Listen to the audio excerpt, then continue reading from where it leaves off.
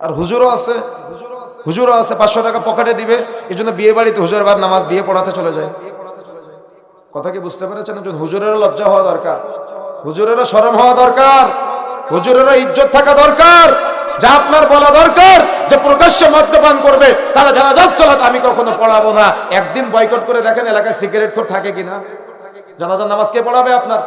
ইমানদার হুজুর তো ইমানদার বলে নিজেকে যদি দাবি করে, তাহলে প্রকাশ্যে যারা মদ্যপান করে জানাজার সালাত পড়ানো যাবে না।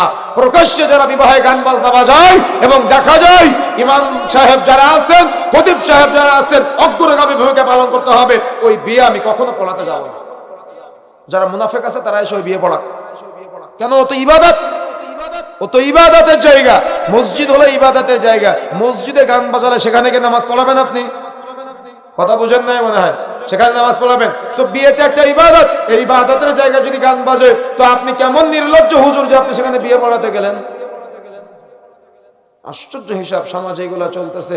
আরে গত কিছুদিন আগে ওই যে 16 ডিসেম্বরের দিন আমরা রাস্তা দিয়ে যাচ্ছি, দেখি একটা স্মৃতিসৌধের সামনে একদল হুজুর টুপি পাঞ্জাবি জুব্বা পরে বসে বসে মিলাদ পড়তেছে।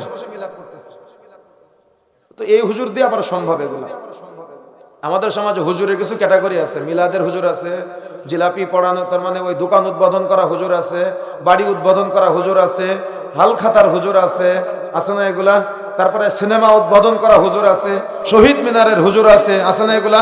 বহু হুজুরে কিন্তু আমাদের সমাজে আছে। দেখবেন কোন একটা অশ্লীল সিনেমা উদ্বোধন হবে, হুজুরে টুপি দাড়ি পাঞ্জাবি জুব্বা পরে সেটা উদ্বোধন করতেছে, আবার মোনাজাত করতেছে। কত বড় নির্লজ্জ, কত বড় বেহায়া, কত বড় জালেমেরা!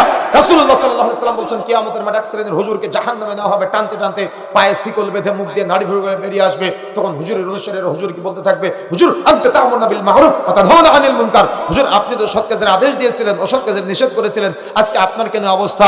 তখন হুজুর বলতে থাকবে আমুরনা বিল মা'রুফ ওয়া তানহাউনা আনিল মুনকার। আমি সৎ কাজের আদেশ দিয়েছিলাম, অসৎ কাজের নিষেধ করেছিলাম, আমি নিজে পালন করিনি। যে আমি জানতাম, কিন্তু আমি তোমাদের সামনে 500 টাকার জন্য এগুলো প্রচার করিনি। যে কথা কি বুঝতে পেরেছেন? কথা বুঝতে হবে আপনাকে, কথা উপলব্ধি করতে হবে আপনাকে। আমাদেরকে অনেক জায়গায় দেখি অনেক দিদি ভাইয়েরা যারা আছে ওরা খতিব হিসেবে জুমার মসজিদে দাওয়াত করে নিয়ে যায়। তো যাওয়ার পরে দেখি ইমাম সাহেবের একটু ব্যতিক্রম আচরণ। কেন ব্যতিক্রম আচরণ? একটু পরে জিজ্ঞাসা করলে যুবক ভাইয়েরা বলে যে আপনাদেরকে দাওয়াত করে নিয়ে আসলে হুজুরে রাগ করে।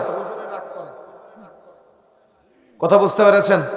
কেন? কথা তো হবে স্পষ্ট, কথা তো আর কারোর আনুগত্য করে হবে না, একমাত্র আল্লাহর আনুগত্য ছাড়া। কথা বুঝতে পেরেছেন? যখনই আপনি ব্যক্তির গোলামি করবেন তখন আপনি কোরআন হাদিস থেকে বের হয়ে যাবেন।